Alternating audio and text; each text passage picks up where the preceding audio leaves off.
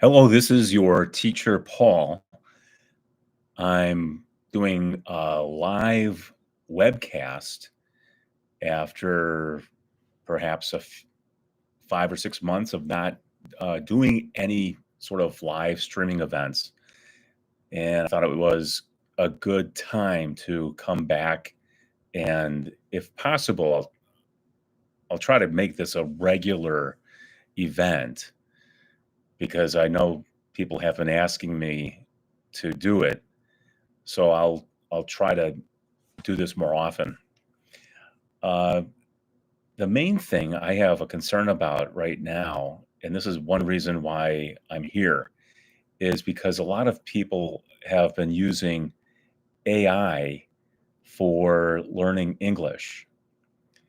And I've seen a lot of really bad videos created through AI. And I just wonder how many people um, are actually using it to try to learn English. And I'm also curious to know if when you go on YouTube or somewhere else, if you even realize that it is AI. I'm not sure if the chat function is activated. Uh, if you're just arriving, if you could just maybe post a message. I'm just going to hit test and see if this actually looks like this works. Okay. So, yeah, that's the main thing I wanted to ask people about is whether or not they're using artificial intelligence to learn English, and also if they realize when they see a video that it is AI. As a teacher, I have to struggle with this now in my regular classroom. I am a regular classroom teacher, and when students give me assignments, increasingly now, it looks like the writing assignments were created through AI. And I often have to have uncomfortable conversations with students and ask them if they used AI to produce the writing. If it's a paragraph or if it's an essay, and I want the student to give his or her authentic response to a question or address a matter that's related to something we've read in class, if it's a novel or short story, I really want their reaction. I want my students' reaction. I don't want to have AI create the response. That seems wrong. And so it's something I'm going to have to struggle with this year. Just want to check real quick to see how many people have shown up. About 8. Not too many. And then also, I guess while I'm on here, I am thinking of some ideas for new videos. The last one I put out there was for the phrasal verb come together. And I'll continue making videos for phrasal verbs because there are so many, and it takes a long time for students to learn them. So I'll continue to put those out. But I also created a, a few videos for past participles and present participles that seem to be fairly well received. And then also a recent video on ways to develop your vocabulary. I think that was well received. And then there's one other that students really seem to like. Oh yeah, it was 4 things that you really have to know or you should know if you want to learn English, if you're really serious about learning English. That video did pretty well.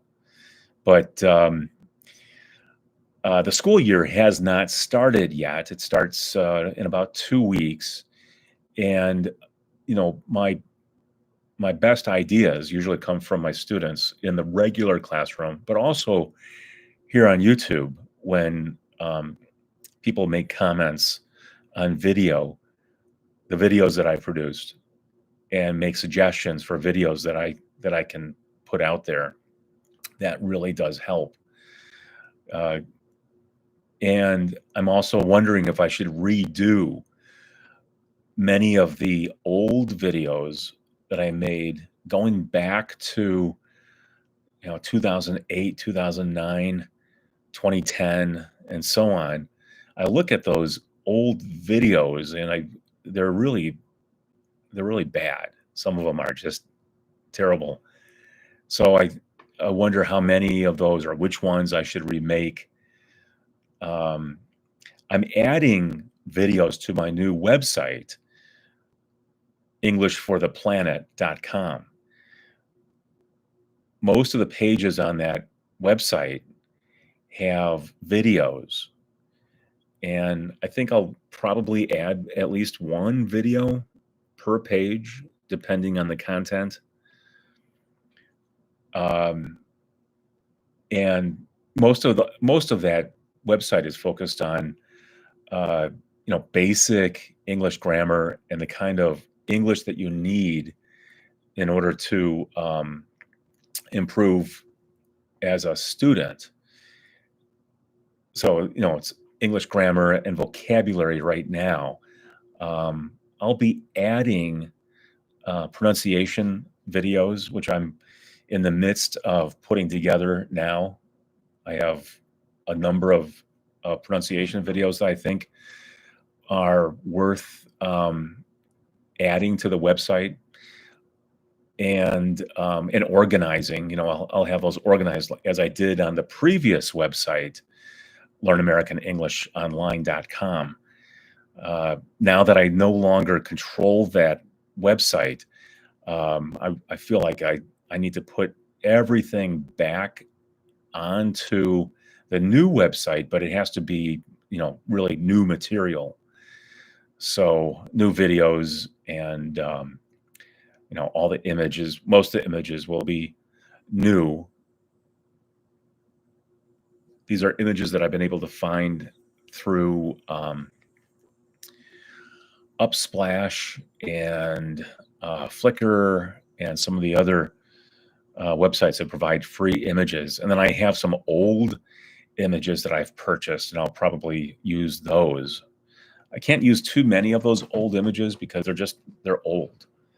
And I would prefer to use material that's relatively new. The website should also include advice for students who want to improve their writing. I had that on the old website, and I'm adding that to English for the Planet. But I am hoping that the new website will be as successful as the old website, and I won't be using AI. So when you go there, you'll know that you're getting an authentic experience, not created by a robot, but by a real person, if that's something that's important to you.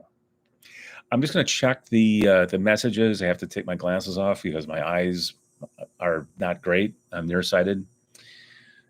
And yes, one student mentions that even PhD students who are preparing their thesis are using AI. Yeah, I worry about that too.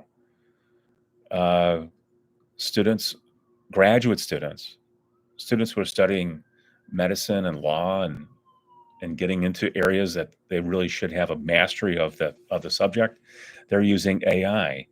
So you wonder how much they really know, because if it's material, papers, assignments produced by AI, then how are students able to show what they can actually do when they show their knowledge?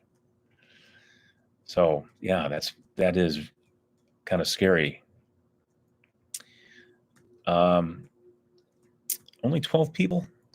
Usually I have a lot more. I think it's because I haven't been coming on here.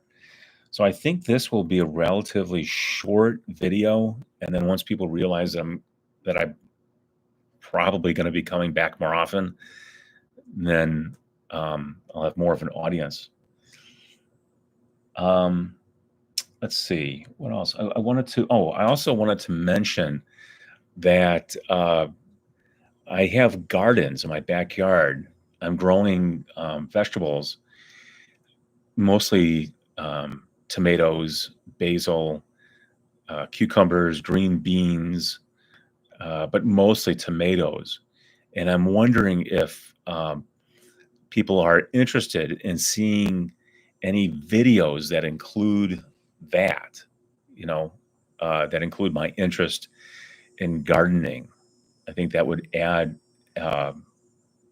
add something new and different to the website if I put more content that's related to gardening, about soil, planting, putting seeds in the ground, monitoring plants, harvesting, preparing gardens for the next year, because this is an area that I have an interest in. I'm not really great at it, but I have an interest in it. I'm also growing hops, which can be used for flavoring water. People use it for making beer, but I would probably use it as a flavoring agent of some kind for water. I have an interest in that. So the new website address, Simon is asking, is englishfortheplanet.com. So it's all together, 4 words put together for the URL. If you visit regularly, you'll notice that there are a lot of new lessons. Altogether, right now, I have 60 that are available and another 10 that are coming on right now in the next week or two. The website starts with basic, beginning level English, and gradually, as it develops, I'll add more material and it'll become more advanced. So I think beginning level and intermediate students can find material that will be helpful, and then gradually I'll try a lot of different things that will try I'll try to address the needs of all students, beginning, intermediate, and advanced. Okay, so I'm going to stop here. I just wanted to get on real quick. I am going to be putting a video out within the next day or two. I'm not sure what it's going to be. If you have an idea for what I can do it on, you just mention it right now. I can see the chat. Not that many people are posting. So I'll come back and try this again. It was great to see people here, and I'll be back soon. Have a good day.